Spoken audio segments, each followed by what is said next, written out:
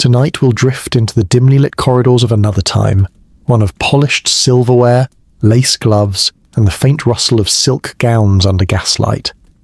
As you settle in, let the modern world loosen its grip. Dim your lights if you haven't already. Let the blue glow of your screen be the only small lantern guiding you through these gentle words. Maybe you're curled under a blanket, or the weight of it rests just right across your legs. Perhaps there's a cup of tea cooling by your side, or only the memory of one lingering on your tongue. If this calm journey helps you unwind, if your breathing slows, if your mind softens, tap like and subscribe. Only if it feels right. No rush, no noise, no bright prompts. Just you and this slow unravelling of an oddly specific corner of history. What to do if quite by accident you spoke first at a Victorian dinner? A breach so tiny in our age, yet in theirs. Well, we'll let the story tell itself. The air tonight will be full of little details, the faint crackle of a distant fireplace, the hush of heavy curtains, the clink of porcelain against porcelain. I'll speak slowly, letting the spaces between words become part of the story so you can drift without effort. It began with soup, as so many quiet scandals did in 1887. I remember the scent first. Not mine, not even ours exactly, but the kitchen's drifting up the hall in a long exhale of broth and boiled leeks. The candles on the table flickered as though they too were nervous about the evening ahead. I had been invited to my cousin Margaret's dinner, an affair known for its rigid etiquette. One was expected to arrive precisely 17 minutes after the hour, no sooner, no later, so that one's entrance neither interrupted the servant's final arrangements, nor made one appear too eager, like a spaniel waiting for a biscuit. But here is where the trouble began. You see, in the Victorian order of dining, conversation was not a free-flowing brook. It was a series of carefully timed fountains, and one did not cause the first splash until the hostess had gracefully loosed hers. On this particular evening in that low amber light, I forgot myself. Or rather, the soup reminded me of something, an old tale about a neighbour's cat and a tureen of pea broth. And before I could catch the words, they had already leapt from my lips. A soft laugh from my own throat, and then silence. Have you ever noticed the way a room full of fine fabrics and polished surfaces can grow suddenly cold, even when the air hasn't shifted? That's what it felt like. My words settling like a misplaced spoon clattering against china. Lady Swithers, seated to my right, adjusted her lorgnette and gave me a glance so slow and deliberate, I thought perhaps she was memorising my features for a later police sketch.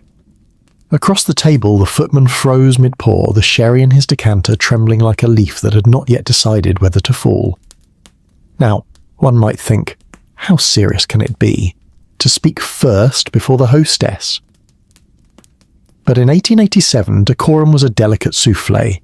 One unexpected vibration, and the whole thing collapsed.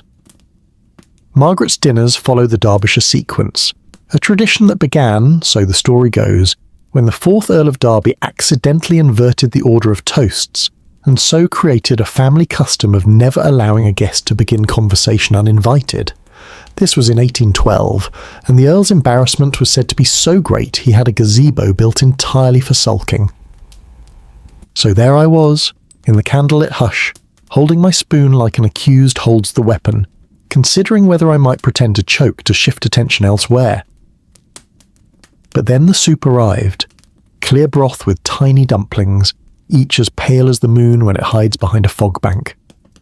The steam curled up, carrying with it the kitchen's heartbeat, the faint hiss of ladles, the soft clatter of pot lids, and somewhere far away, a maid humming under her breath. I took a sip, willing my pulse to match the slow tempo of that hidden song. If one's faux pas was already committed, perhaps the thing to do was to lean into it gently, like a skater on thin ice pretending the creaks are part of the performance. I smiled, nodded toward Margaret, who, mercifully, chose to release her own words a moment later, thereby ending my limbo, and asked Lady Swithers if she preferred dumplings to croutons in her soup. She did not answer right away. Instead, she inhaled, as if gathering all the Victorian air in the room for one decisive pronouncement. She exhaled as though she'd been holding her breath since the Crimean War. Dumplings, she finally said, the word soft but sharp enough to slice through the tension. Croutons are far too frivolous. And just like that, the frost in the air began to thaw. Margaret smiled faintly, not at me, but at the room, as if to declare that all was forgiven, though perhaps not forgotten. Conversation trickled back in cautious rivulets. Lord Elberton remarked on the unusually late frost this spring, a topic so delightfully neutral it might as well have been manufactured for the sole purpose of resetting social equilibrium. Someone else mentioned the quality of the coal that year, slightly softer apparently, and more prone to crumbling. I nodded as though coal were my life's passion. The broth was light with just a trace of parsley. Each dumpling collapsed gently under the spoon, like an elderly cushion yielding to the weight of a house cat. I found myself counting them. There were 6 in my bowl, and wondering if the kitchen apportioned them deliberately, 1 dumpling for every guest, or if mine were simply the lucky number. Across from me, Mr. Pemberley spooned his with the seriousness of a man signing treaties. It is curious, isn't it, how something so small, a mouthful of soup, can act as a hinge in a whole evening's mood. One moment the metal of the spoons chimed softly against porcelain. The next, the chime shifted, deeper and more relaxed, as if the orchestra had found its key. Still, I could not entirely shake the awareness that I had broken the sacred rhythm.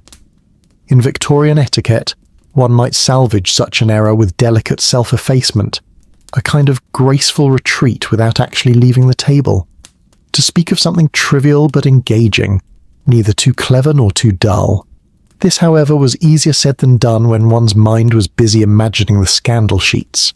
Local guest speaks first. Society in ruins. The soup plates were whisked away in a smooth ballet of white gloves and steady hands. A new scent entered the room, roast beef with a crust that hinted at mustard and herbs. The shift was subtle, but it drew us forward in our chairs, the way a whisper from another room might make you lean toward the doorway. Lady Swithers, perhaps deciding that I was no longer a threat to the Empire, asked if I had ever tried her cook's recipe for calf's head soup. I admitted I had not. She described it in languid detail, each word like a soft feather tapping the imagination, the simmering of the head, the careful extraction of the tongue, the final garnishing with sliced lemon. Somewhere between her mention of the brain and the lemon, I realized my own heartbeat had returned to its resting pace. Isn't it strange how quickly the body forgives, even when the mind holds on? One moment I was the interloper, the next I was merely another guest, nodding at stories of soup.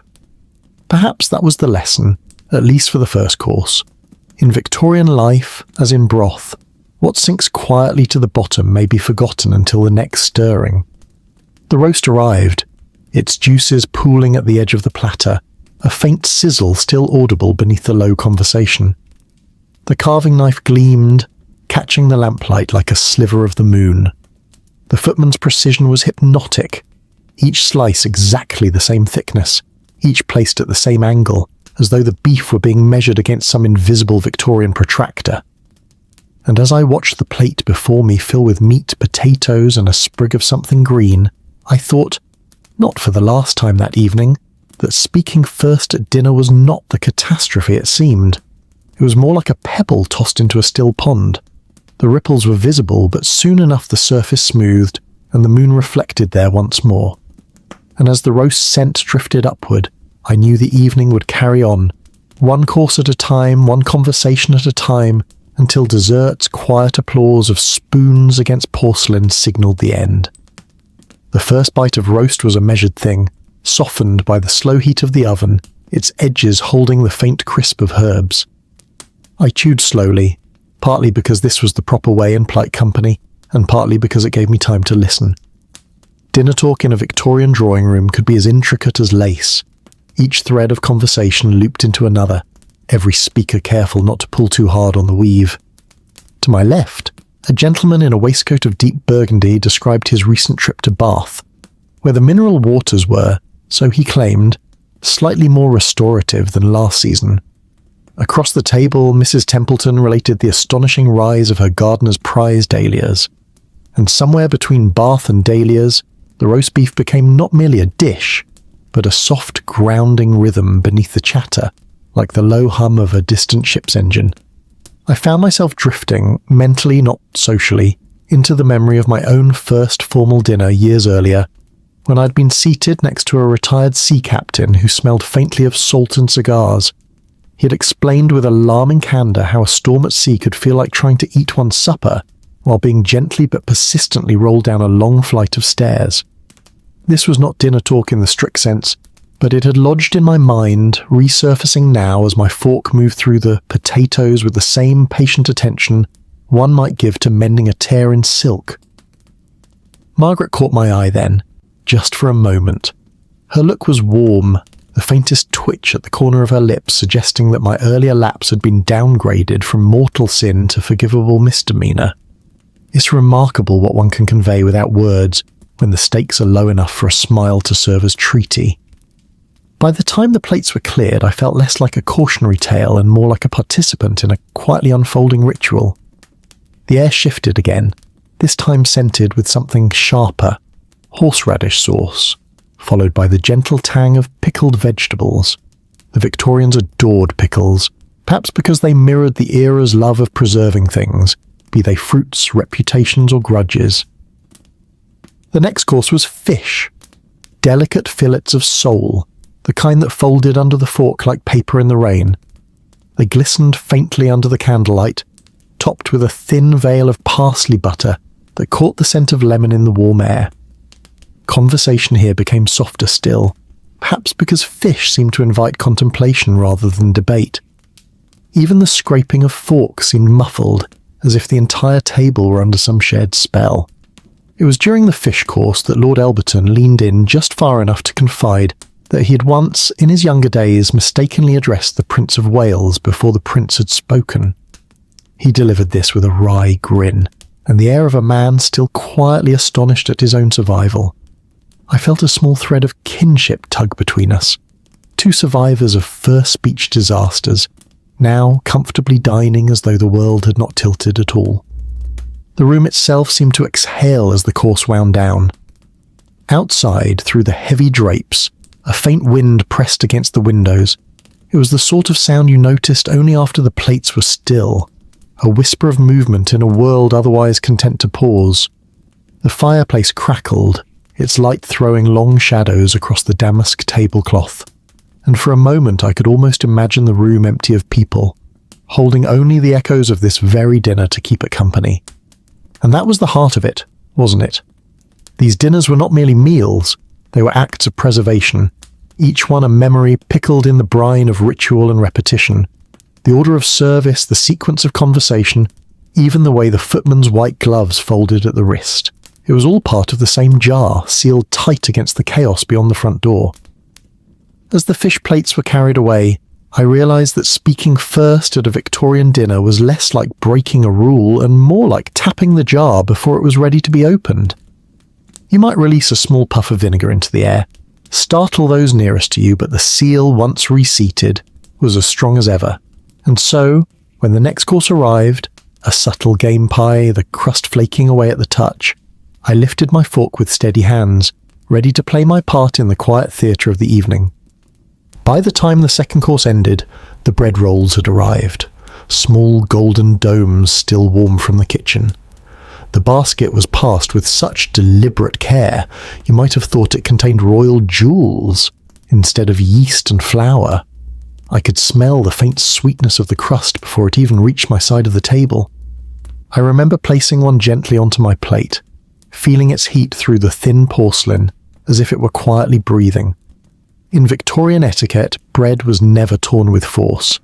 One was to pinch, delicately, as though breaking a promise in half. I did so, steam curling upward, carrying that simple grounding scent.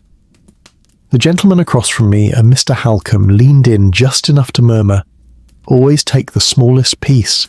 Less chewing, more talking." He said it with the gravity of a man passing on ancient military strategy. I smiled, wondering if this was the bread roll equivalent of a handshake deal in some other, more secret society. Butter sat in a chilled silver dish, its surface carved into neat rippling waves. My knife made no sound as it spread the pale gold across the bread, and for a moment I was entirely absorbed in the task, like a craftsman in miniature. The taste was simple, comforting, like being reminded of a song you'd known as a child but forgotten you could hum. Around us, the conversation shifted to the merits of bread types, seeded versus plain, rye versus wheat. Lady Weatherby recalled the bread riots of 1800 as though she'd personally negotiated peace terms. The clink of knives against plates punctuated her tale like gentle applause. It struck me then. Bread was the unspoken bargain of any dinner. You could be forgiven a misplaced fork or even a premature comment if you handled the bread with respect. It was the edible handshake between host and guest, the shared neutral ground where all could meet. When my second half-roll was gone, I brushed the faintest crumb from my lap, careful not to disturb the tablecloth's pristine expanse. The basket moved on, slowly orbiting the table like a warm planet with its own small gravitational pull. And as I sat back, hands resting lightly in my lap, I felt the evening loosen again, as though the bread had quietly repaired whatever cracks my earlier faux pas had left behind. And so, with the warmth of that simple roll still in my hands, my mind was already wandering toward the next course. The moment the silver cover was lifted, the delicate scent of lemon butter drifted across the table. Phyllis of sole rested in pale, glistening folds, each one topped with a sprig of fresh parsley so small it might have been plucked by hand from a fairy's garden. It was then I noticed the curious fork at my place setting, slightly flatter, its tines short and blunt, like a comb that had given up halfway. This, I remembered, was the fish fork, a piece of Victorian cutlery design that seemed invented solely to make one feel momentarily unsure of oneself.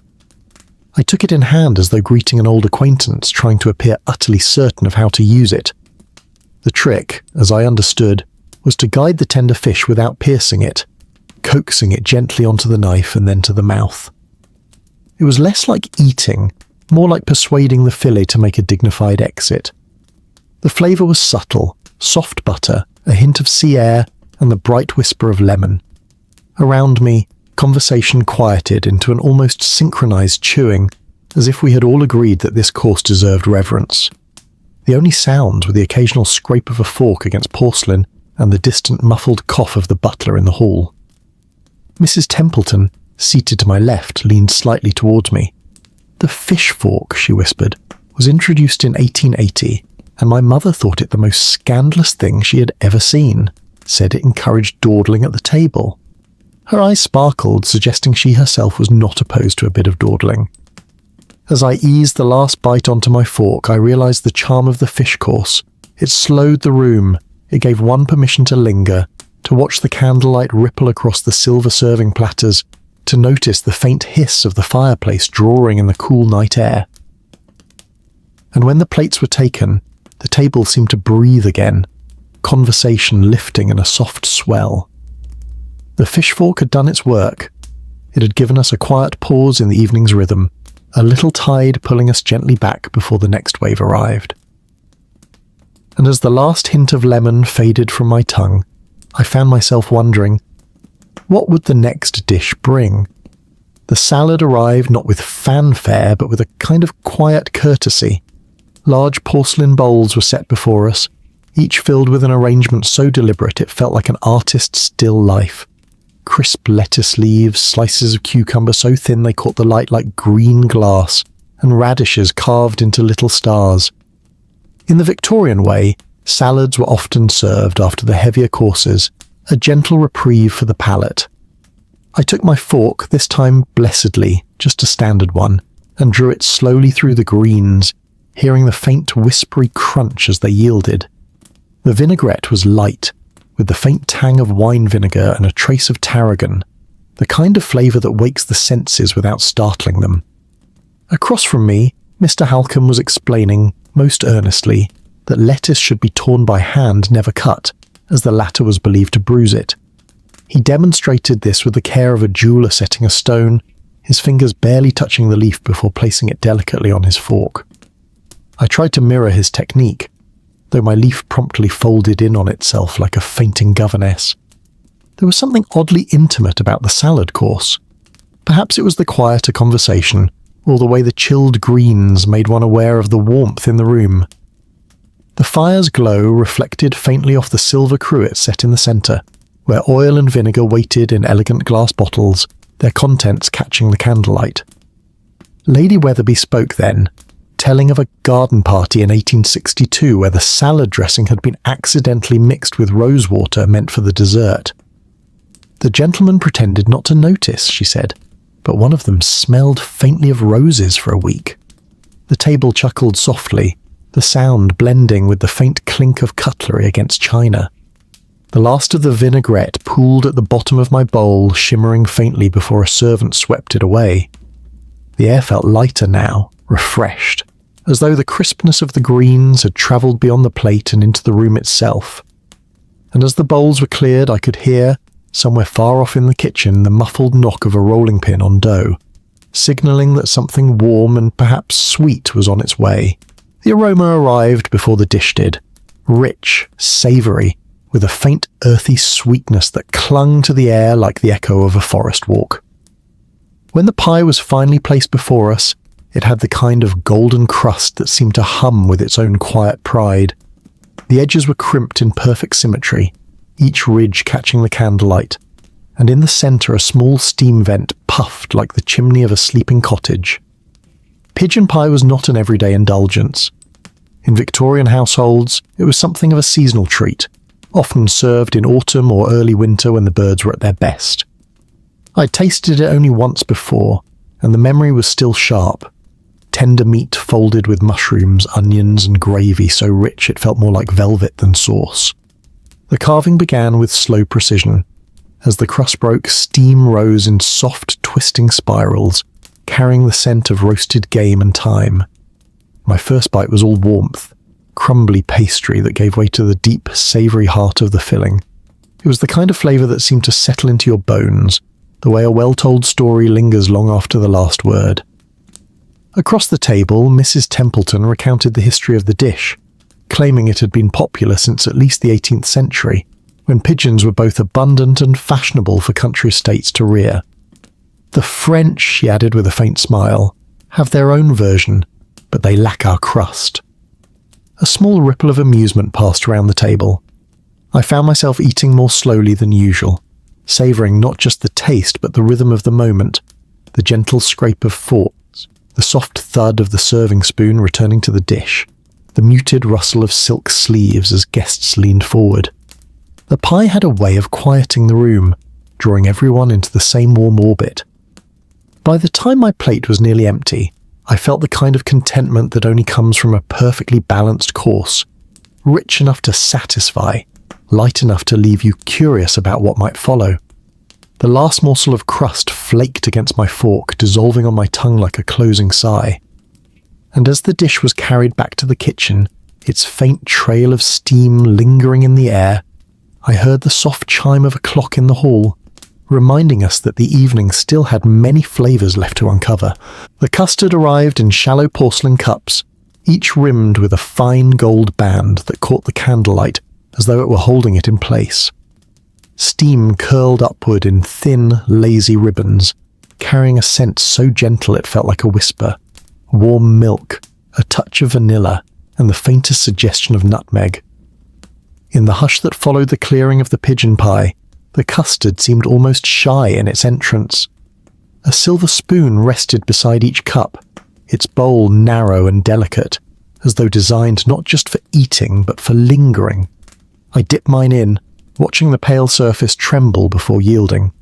The first taste was smooth, velvety and warm, like the memory of a blanket on a winter afternoon. The sweetness was measured, never cloying, and just beneath it was a quiet depth, the kind you notice only after the spoon has left your lips. Around the table there was a collective soft sigh, a sound so subtle it could have been mistaken for the settling of the house. Mr. Halcombe remarked that custard had been a staple since medieval times, often thickened with breadcrumbs before eggs became common. "Imagine that," he said, "a pudding with crumbs instead of cream." The thought made the current dish feel even more luxurious by comparison. I took another spoonful, letting it rest on my tongue until it melted away. The nutmeg added a tiny spark, a kind of warmth that lingered at the edge of awareness. Beside me, Mrs. Templeton murmured her approval without looking up, as though the custard demanded undivided attention. In that moment, it felt as though the room itself had softened. The low flames in the fireplace danced lazily, the curtains held the outside world at bay, and the only movement came from the slow, synchronized lift of spoons. When the last mouthful was gone, I found myself wishing for just one more, but knowing that part of the custard's charm was in its gentle brevity. As the cups were collected, the air still held its faint sweetness, like a note from a music box that continues to hum after the lid is closed. And somewhere, faintly from the kitchen, came the sound of something being sliced, preparing us for the next chapter of the evening's quiet theatre. The cheese was brought out on a long, low tray, arranged in a patient semicircle. There was a pale, crumbly Cheshire, a deep, dignified Stilton with its marbled blue veins, and a soft white round that seemed to sigh under its own weight. Between them, little piles of celery sticks stood like green bookmarks in a well-thumbed diary. The Victorians treated cheese as a moment to slow the evening's pace, a kind of palate rest before the final turn towards sweetness. I chose a small wedge of Stilton, its surface glistening faintly under the lamplight, and a single stick of celery, cool and crisp between my fingers. The knife of the cheese was narrow and curved, made for coaxing rather than cutting. It moved through the wedge without resistance, the texture yielding in soft crumbles. I spread it lightly on a thin oat biscuit, the tang of the cheese rising before it even reached my mouth. Across the table, Lord Elberton recounted a story from 1858, when a cheese of such monumental size was presented to Queen Victoria that it required its own train carriage for delivery. She never ate more than a slice, he said, with the air of someone who'd been there himself. The flavours were grounding, sharp, earthy, with a faint echo of the cellar where the cheese had aged. The celery, in contrast, was a clean, cool thread through the richness, the crunch punctuating the slow hum of conversation. It was a pairing that made sense in a way you couldn't quite explain until you tasted it. Around me, the talk turned to gardens and travel plans, the sort of topics that invited no urgency. I let my gaze wander to the shadows on the far wall, where the flicker of the fireplace played, in time with the slow gestures of the diners. When my plate was clear, I felt that curious sense of pause the cheese course always brought, a moment suspended between indulgence and closure, like a breath, held at the top of a sigh. The tray moved on, its faint aroma following behind, mingling with the softer sense of wax and wood polish. Somewhere, faintly the sound of china being set down drifted from the kitchen, and I knew the meal was preparing to turn toward its final act. The cheese had done its work. It had quieted the pace, readied the room, and left the faintest trace of salt and earth on the tongue. And as the footman cleared the last crumbs from my plate, I found my thoughts already leaning toward the promise of something sweet, waiting just beyond the doorway. They arrived in pairs, each small as the palm of my hand, their latticed tops dusted with the faintest veil of sugar. The jam beneath gleamed like stained glass in the candlelight, deep ruby for raspberry, warm amber for apricot. The scent was subtle but insistent, a mixture of baked pastry and fruit just shy of caramelized. I selected a raspberry tart, the crust firm yet tender under my fingertips.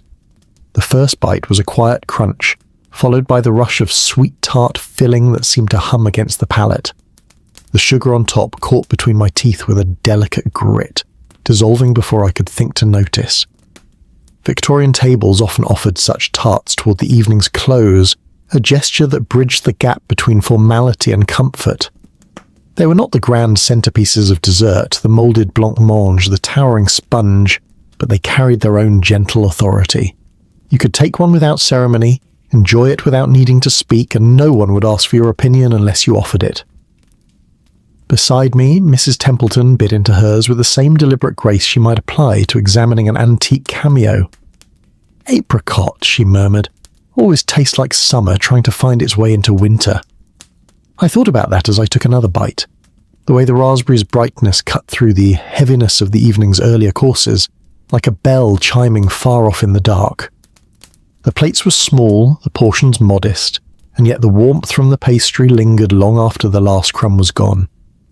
Around the table, the talk slowed again, voices softer now, as though the sugar had coaxed everyone into the same drowsy rhythm. Somewhere in the corner, the clock ticked with unhurried certainty, its sound barely louder than the crackle of the fire. The jam tart had done its quiet work, sweet enough to soften the edges, light enough to keep us awake for the final story still waiting in the night. And as the servants moved silently to clear the little plates, I felt that same warmth in my hands where the pastry had been, like holding on to the echo of a candle's glow. The decanters came last, moving slowly down the table like dignitaries on parade. The ruby port caught the candlelight with every tilt, casting little rivers of garnet across the white tablecloth. Alongside it, a small dish of walnuts, still in their shells, waited with the promise of both flavour and a mild challenge. When my glass was filled, the scent rose immediately, deep, warm, and almost spicy, as if it had been storing summer inside itself for years. The first sip was unhurried, the sweetness settling into the corners of the mouth, leaving behind a faint echo of dried fruit and oak. It was the kind of drink that asked for stories. The walnuts, naturally, came with their own ritual. A pair of silver nut crackers rested on the dish, cool to the touch, clicking gently as they broke the shell's grip. The meat inside was pale and faintly bitter, the perfect counterpoint to the richness of the port. I alternated between sip and bite, feeling the flavours weave together until they seemed inseparable. Mr. Halcombe leaned back in his chair, swirling his glass. "They say," he began, "that no Victorian dinner is complete without a toast over port. Not for the wine's sake, but for the excuse it gives to linger." And linger we did, talking not of business or politics, but of small, unhurried things. The odd colour of the sky before rain, the way the garden looked in frost, the neighbour's cat who seemed convinced it lived in both our houses. The port warmed its way through the room, softening voices, loosening laughter. Even the footman, though still composed, moved with an ease not present at the start of the evening. The fire crackled, the shells of the walnuts made a gentle, irregular percussion against the edge of the dish, and the conversation drifted like smoke, unbroken, unhurried. When my glass was nearly empty, I found myself tracing the curve of its base with my fingertips, the last warmth of the port still in my throat. The night beyond the windows was black and still, but here inside it felt like time had agreed to stop just long enough for us to finish this final quiet communion. And as the decanter passed one last time, I wondered if perhaps the greatest etiquette of all was not when to speak first, but when to simply sit in silence. When the last glass of port was drained and the final crumbs swept away, there came that gentle collective shift, the almost unspoken signal that it was time to leave the dining table and drift toward the parlour. Chairs scraped softly, silk skirts whispered across the carpet, and the air seemed to stretch after sitting so long in one place. The parlour was already warm when we entered, the fireplace sending slow waves of heat across the room. Lamps had been lit in each corner, their shades muting the light into pools of amber. The furniture was arranged in conversational clusters, each with its own little island of armchairs, settees, and low tables. On one of these tables sat a plate of sugared almonds and a crystal dish of candied ginger, small temptations for hands that needed something to do while the talk continued. Margaret, our hostess, took her usual seat near the hearth, the faintest smile playing at her lips as though she'd been keeping a private count of the evening's small dramas. Someone set a teacup in my hand, and I found it almost weightless, the steam curling upward to warm my face. The tea was black, strong, with a hint of bergamot, refreshing after the richness of dinner. The conversations broke into smaller streams now. To my right, Lady Weatherby spoke about a piano recital she'd attended, her words timed to the gentle creak of the chair as she leaned forward. To my left, Mr. Halcombe was describing the peculiar antics of his neighbour's goose, which had apparently taken to knocking at the back door for bread. The room felt looser here, as if formality had hung its coat by the door. Every so often, a log in the fireplace would shift, sending a brief cascade of sparks upward. The scent of smoke and polish mingled with that of tea and sugared almonds. I reached for one of the almonds, its shell crisp with sugar, and bit down slowly, letting the sweetness fade into the nut's mellow earthiness. This was the parlour's gift, the easing down from the high steps of dinner into the level ground of the evening's end. Here, no one minded if you sat back a little deeper in your chair, or if your gaze wandered to the window where the night pressed softly against the glass. And as I felt the warmth of the tea settle in my chest, I realised that speaking first at dinner mattered less and less the farther the evening drifted from the table. In one corner of the parlour, a card table had been set with quiet anticipation. Its surface was covered in green baize, the edges neatly hemmed, a small stack of well-worn playing cards waiting in the centre like a polite invitation. A pair of candlesticks flanked the scene, their flames holding steady in the warm stillness of the room. Lady Weatherby was the first to sit, folding her skirts gracefully as she drew the deck toward her. A simple game, she promised, though her tone carried the confidence of someone who had never once lost at anything requiring cards. Mr. Halcombe joined her, his expression a mixture of curiosity and mild caution, as if he suspected the rules might change mid-play. I took a seat opposite, the chair creaking faintly beneath me. The cards had that faintly sweet, dusty smell of paper that has lived many years indoors. When I took them in hand, they felt smooth at the edges, the corners rounded from countless shuffles. The game was whist, an old favourite of the Victorian parlour, chosen as much for its steady rhythm as for its potential to prompt just enough conversation. The shuffle made a soft, fluttering sound, like the wings of a small bird. As we played, the clink of teacups and the low hum of other conversations filled the background. Occasionally laughter bubbled up from the far side of the room, drifting over like a warm breeze. Between tricks, Lady Weatherby spoke of a summer spent in Scotland, where the days had been so long that they played cards until nearly midnight without lighting a lamp. Mr. Halcombe, studying his hand, replied with a story about a game aboard a train, the cards sliding across the table every time the carriage swayed. I lost the first round without much ceremony, though the gentle pace of the game made even losing feel like a kind of shared amusement. There was no competition here that could sour the air, only the steady turning of cards, the polite exchange of glances, and the quiet pleasure of being part of something unhurried. As the hands were gathered and reshuffled, I glanced toward the hearth. The fire's glow had softened to a bed of embers, their warmth no less steady for having quieted. The night outside felt heavier now, as if it had drawn closer to the windows to listen. And with the next deal, the room seemed to settle deeper into itself, ready for the hours that lingered just beyond the reach of the clock.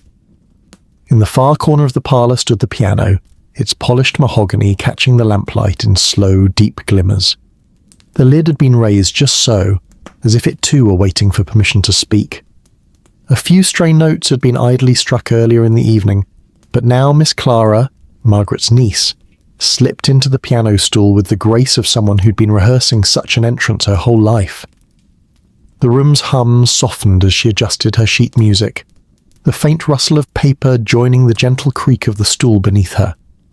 Her hands hovered for a moment over the ivory keys, then lowered with the quiet decisiveness of a curtain being drawn. The first notes were low and measured, as if she were coaxing the melody awake. It was a nocturne, Chopin, I thought, though she played it slower than the score likely intended, stretching each phrase until it felt as though time itself had joined us in the parlour to listen. The higher notes fell like small beads of glass into still water, rippling outward into the quiet. From my chair I could see the subtle lift of her shoulders as she shaped each phrase, the lamplight catching the curve of the polished keys. The music curled into the corners of the room, mingling with the faint scent of tea and the lingering smoke from the hearth. A glance around revealed every guest momentarily suspended in the same spell. Lord Elberton's port glass poised in mid-air, Mrs. Templeton leaning back with her eyes half closed, the playing cards left uncollected on the table.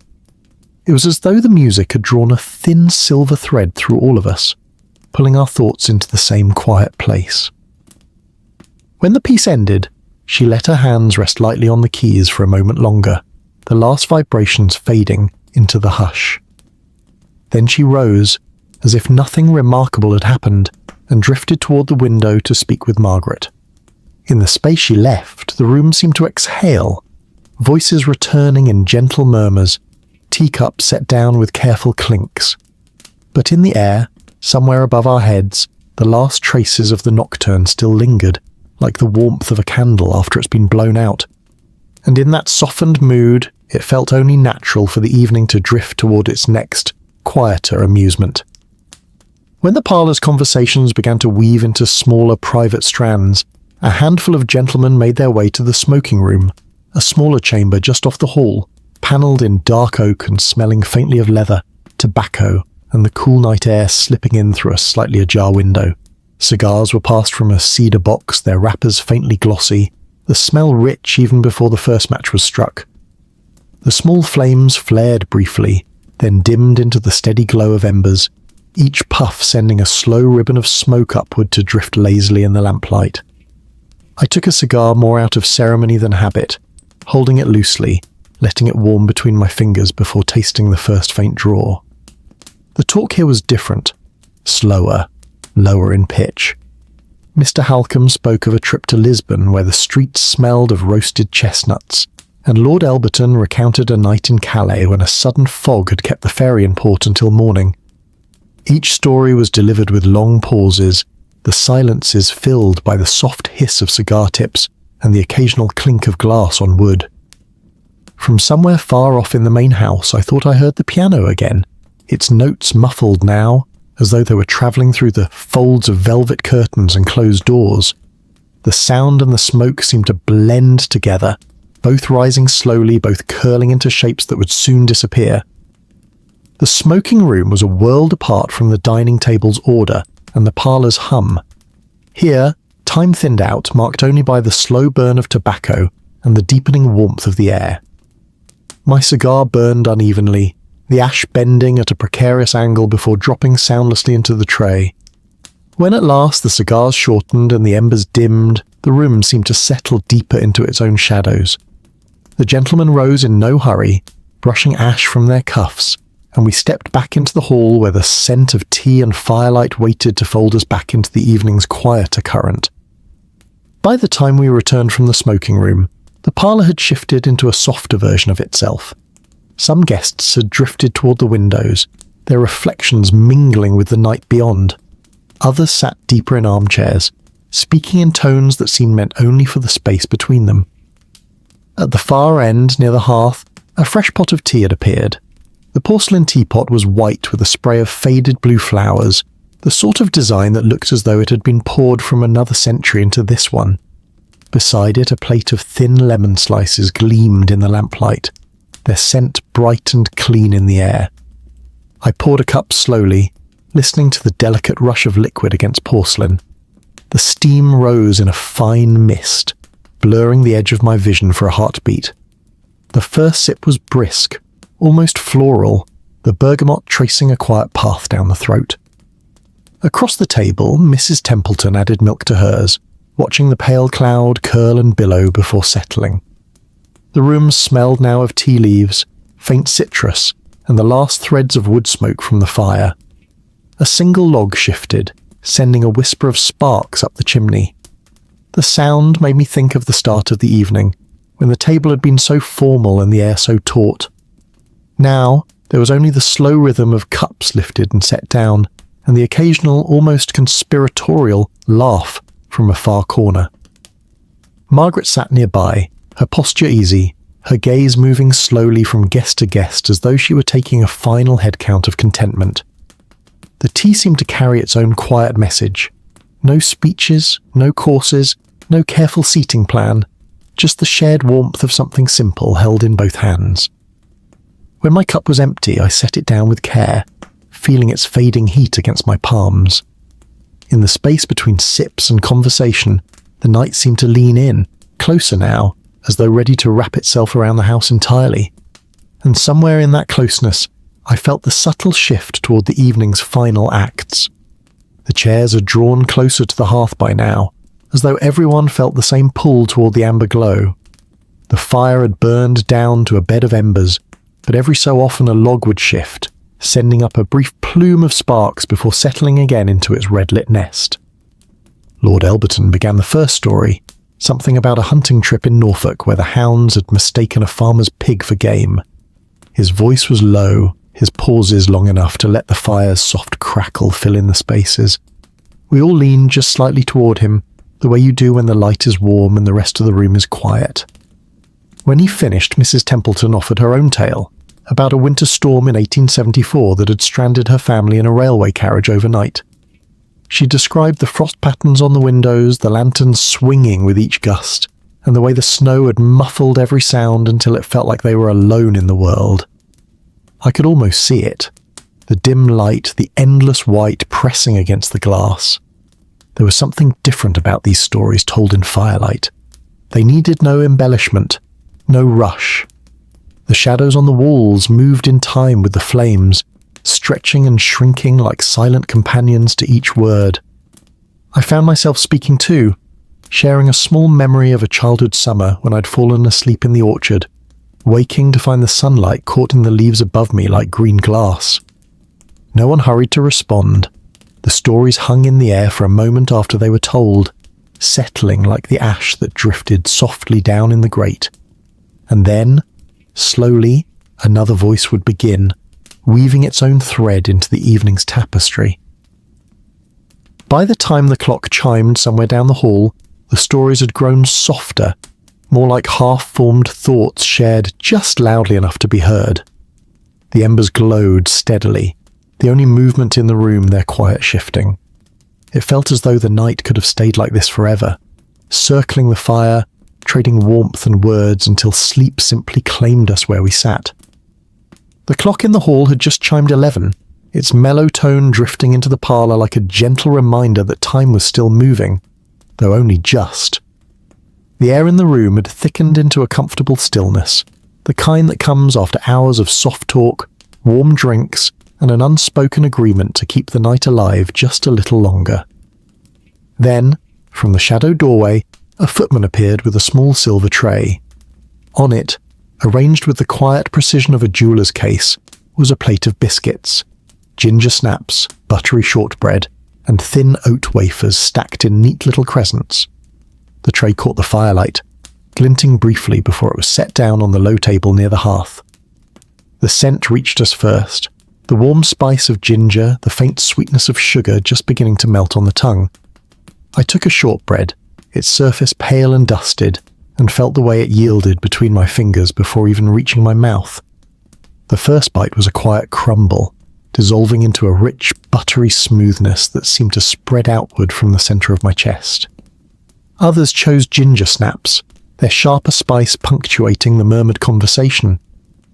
Lord Elberton selected 2 oat wafers, holding them in one hand like delicate playing cards, as he continued to tell a story about a particularly eccentric dinner guest he'd once hosted. In the flickering firelight, his smile seemed to carry both fondness and disbelief. The biscuits were passed around slowly, each person selecting with a kind of absent-minded pleasure, as though the act itself were enough to anchor the moment. I found myself watching the play of lamplight on the silver tongs as they moved from guest to guest, catching small flashes of gold from the ring on Margaret's hand as she served. Outside the window, the night pressed close. The glass reflected the warm glow of the room so that we could not see the garden, only our own shapes gathered in this little island of light. The fire shifted in the grate, sending a faint cascade of sparks upward, and for a moment the room smelled of smoke and cinnamon at once. There is something about a midnight biscuit that feels like a final kindness before sleep, a small wordless promise that the night will end on a soft note. I finished my shortbread slowly, brushing the crumbs from my lap with the back of my hand.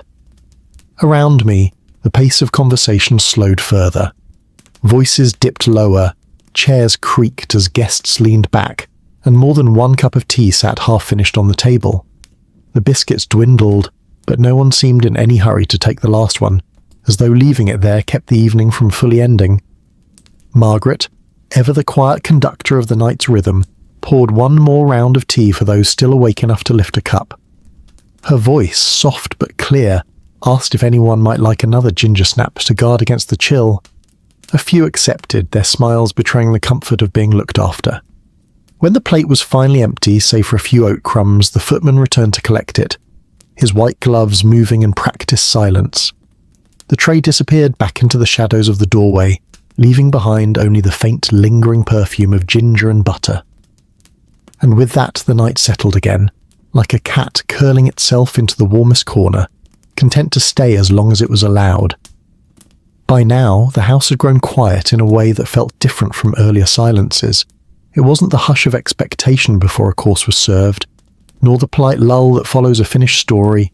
It was the deep, even breathing of a gathering that had settled entirely into itself. The fire still held its low glow, and the shadows it cast no longer danced but lay still, like silk draped across the walls. It was at this moment that I claimed one of the parlour's velvet armchairs.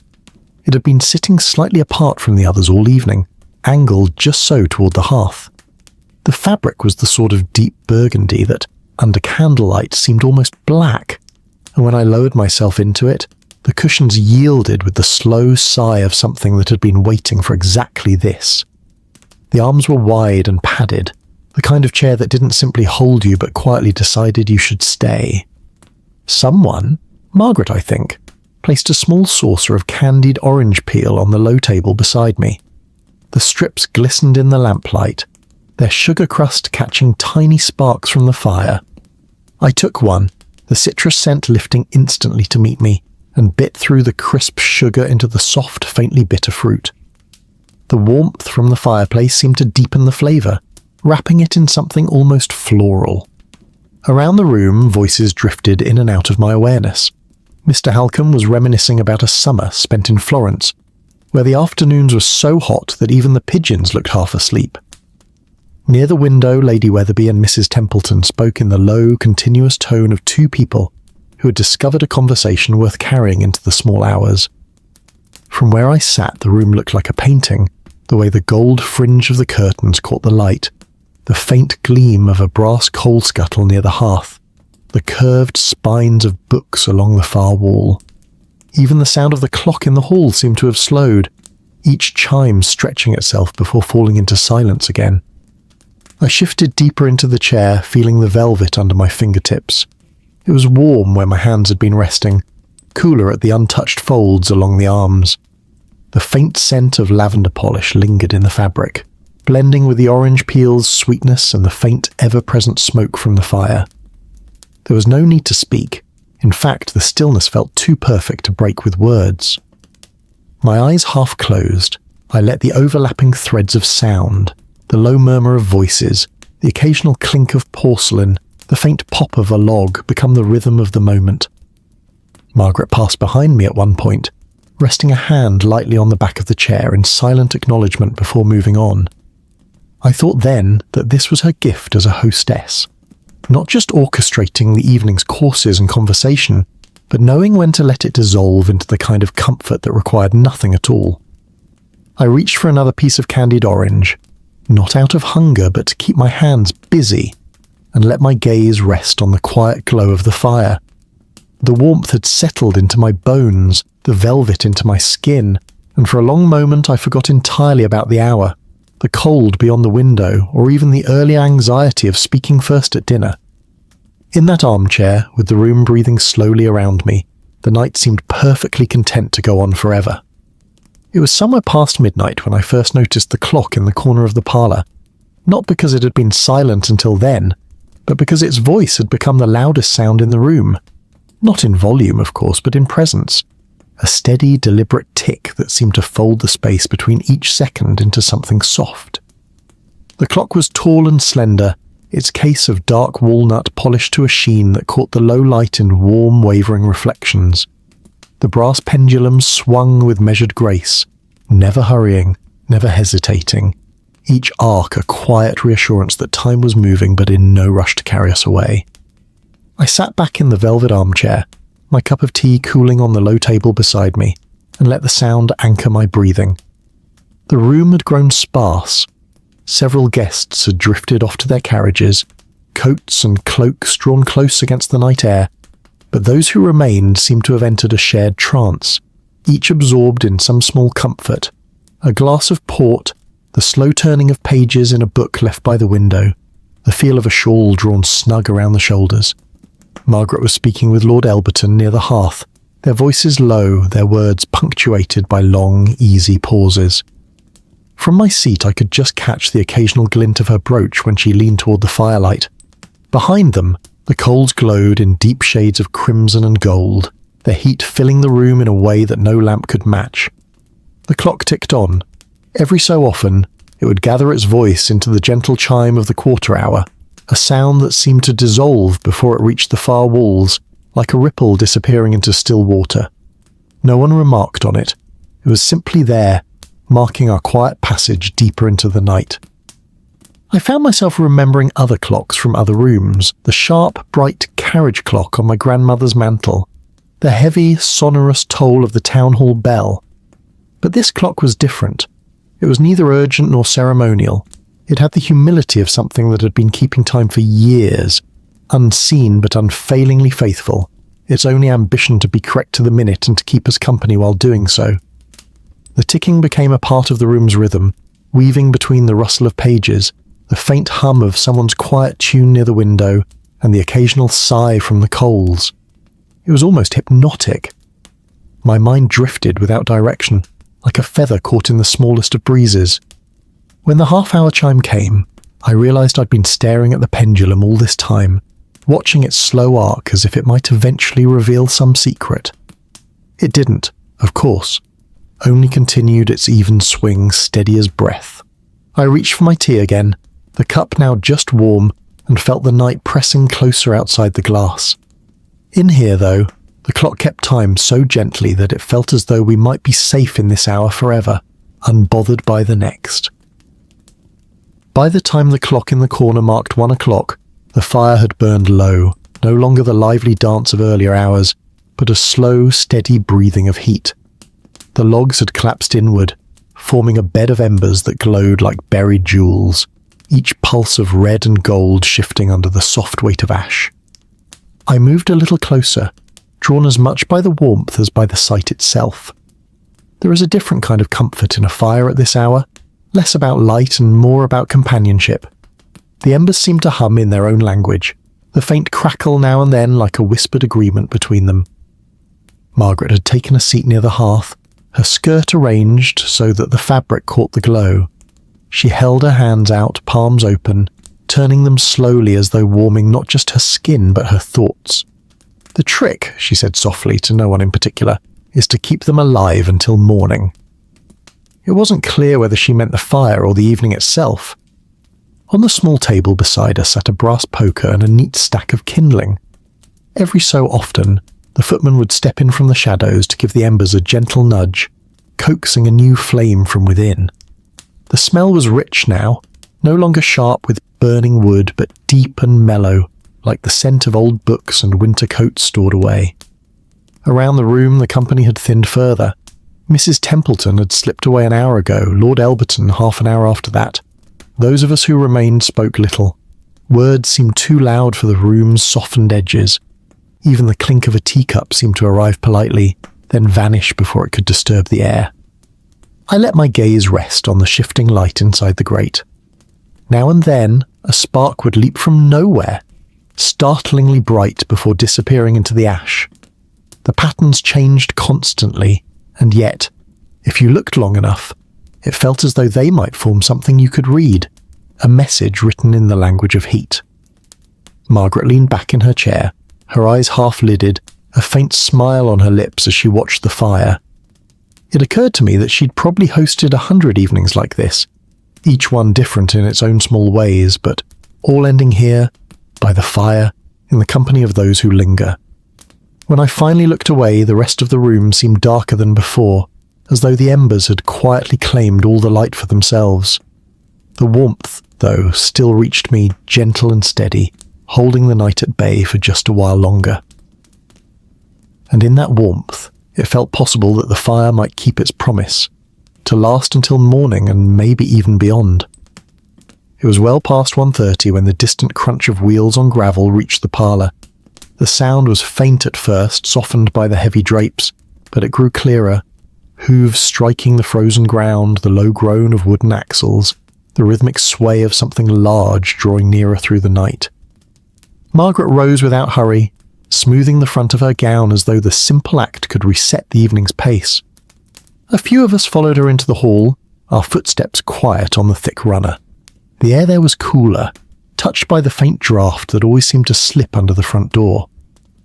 When the latch turned and the door opened, a narrow slice of winter air cut through the warm dimness. Outside, the carriage lamps glowed in the darkness, small orbs of yellow haloed in mist. The horses stood patient, their breath blooming in soft white clouds that vanished into the night. The driver gave a small nod, the kind exchange between people who understand the hour without needing to mention it. Lord Renshaw, who had sat most of the evening in near silence, stepped forward to take his leave. His coat, already warmed by the fire, released a faint scent of smoke as it brushed against me. He took Margaret's hand, bowed slightly, and offered the sort of farewell that promised another evening in due course. The footman carried his case to the carriage, the wheels crunching once more as he crossed the gravel. A moment later, the door shut with a solid, satisfying click. The driver adjusted his seat, the horses shifted, and the carriage began to move, first with the creak of weight redistributing, then into the steady, fading rhythm of travel. We lingered at the doorway for a moment after it had gone, watching the last glimmer of the lamps disappear into the mist. The night beyond was ink black, silent again except for the occasional rustle of branches.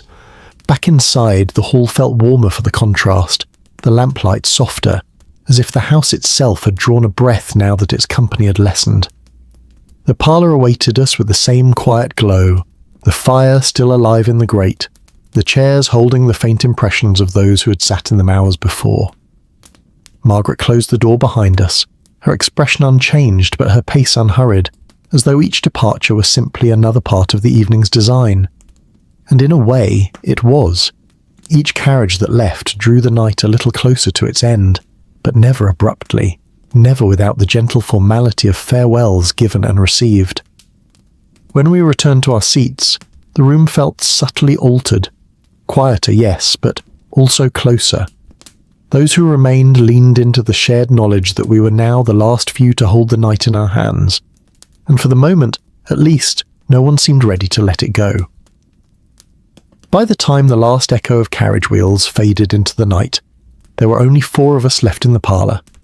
The room, once filled with layers of voices and the shifting energy of a larger crowd, now felt like it had drawn in on itself, smaller, warmer, more intimate. The air held the faint mingling of tea, wood smoke, and a trace of perfume that had drifted from earlier hours. Margaret remained in her chair nearest the fire, not out of formality now, but comfort. The rest of us had abandoned our original seats and chosen new ones closer to the hearth, forming a loose crescent in the fire's glow. The chairs were deeper here, the cushions softer from years of use, and the kind of warmth that had nothing to do with temperature began to settle over us. A shared ease that only comes when a gathering has outlasted its schedule. Someone, perhaps the footman, perhaps a quiet instinct of the house itself, had replenished the plate of sugared almonds. They sat between us on a low table, a little heap of pale matte shells that looked almost too perfect to disturb. I reached for one, feeling the cool surface give way to a gentle snap as the sugar cracked between my teeth. The sweetness bloomed slowly, the almond's earthiness following close behind. The conversation turned to nothing in particular. Half-finished thoughts about travel, a passing remark about the weather, the briefest of stories recalled only to be left hanging in mid-air. No one seemed interested in beginning anything that required conclusion. It was the sort of talk that could taper off into silence without anyone noticing. Outside the windows, the night pressed close, its darkness complete but for the occasional gleam of frost on the glass. Inside, the only light came from the fire and the lamp in the corner, its shade throwing a gold pool onto the carpet, the edge fading into shadow before it reached the walls. I found myself studying the way the embers pulsed, sometimes in steady rhythm, sometimes in a sudden flare when a log shifted. The glow was enough to light the edges of Margaret's face, the curve of her smile, the small glint of her brooch. She wasn't speaking much now, but her presence felt like a thread keeping the rest of us anchored. Every so often, someone would rise to refill a cup of tea or fetch another almond. The sound of the cup returning to the saucer, or the faint clink of tongs against porcelain, seemed unusually loud in the quiet, yet none of it disturbed the mood. These sounds were simply part of the room's slow breathing.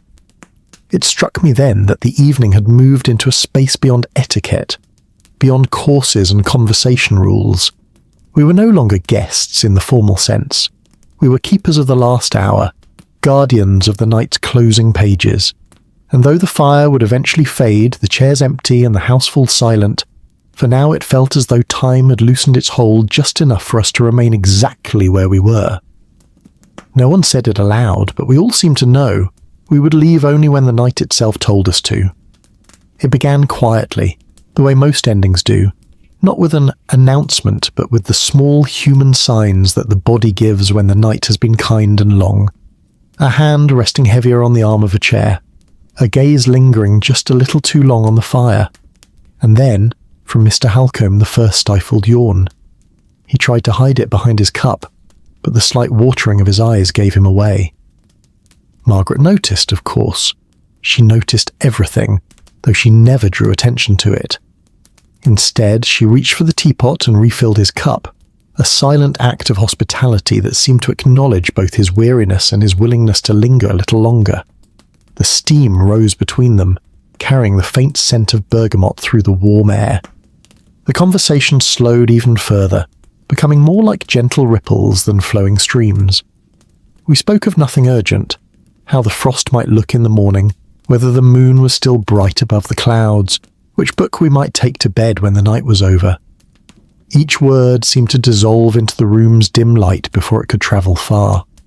The fire, too, had quieted. The embers were still bright, but their glow had softened to something almost sleepy.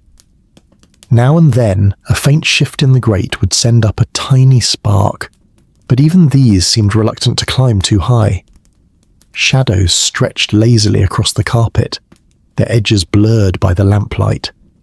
Another yawn appeared, this time from Lady Weatherby, who covered her mouth with a gloved hand and smiled faintly afterward, as though she had just admitted to being human. The sight made us all a little warmer toward one another. There was no pretense now, no lingering need to play the parts we'd arrived in hours before. I sipped the last of my tea, the warmth settling into me like a final, gentle instruction to stay still just a little longer. Across the room, Margaret adjusted the cushions behind her, her movements unhurried, her eyes reflecting the same steady light as the coals. She knew, as we all did, that the next step would be our leave-taking, but no one wanted to be the first to break the spell, and so we sat, the yawns slowly passing from one to another like a polite contagion, each one a quiet reminder that the night had done its work. Sleep was drawing nearer, not as an intruder, but as an old friend arriving at just the right time. When the clock began its soft, measured chime for the quarter hour, we all glanced toward it, not as a signal to leave, but as a gentle acknowledgement that the end was close enough to touch. The fire breathed low, the tea cooled, and the house seemed to lean into its own stillness, waiting for us to stand. It was Margaret who moved first, not with a clap of hands or a sudden announcement, but with the kind of slow, deliberate grace that allows a room to follow without feeling hurried. She rose from her chair, smoothing the folds of her gown, and the soft swish of the fabric felt like the opening of a final chapter.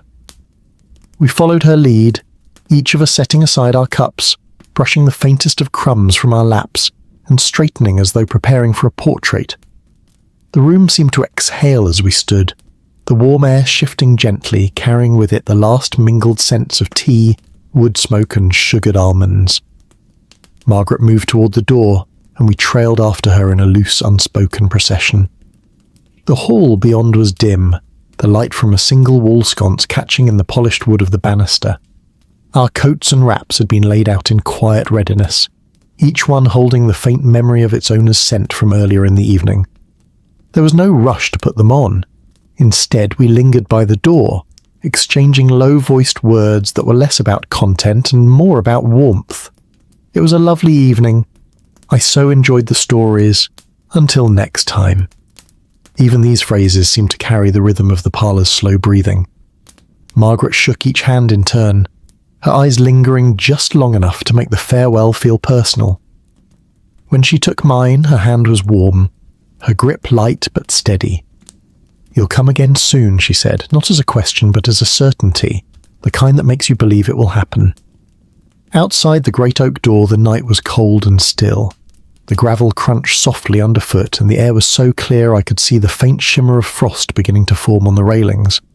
A carriage lamp glowed somewhere down the path, its light swaying gently as the horses shifted their weight. We paused on the step, looking back once to see Margaret framed in the doorway, her silhouette outlined in the golden light behind her. She lifted her hand in a small wave, not hurried, not theatrical, just enough to follow us out into the dark. The driver's voice was low as he asked if we were ready. The door of the carriage shut with a muted thud. The wheels began their slow roll over the gravel, and the house receded behind us, its windows glowing like embers in the distance. No one spoke for the first few moments of the ride.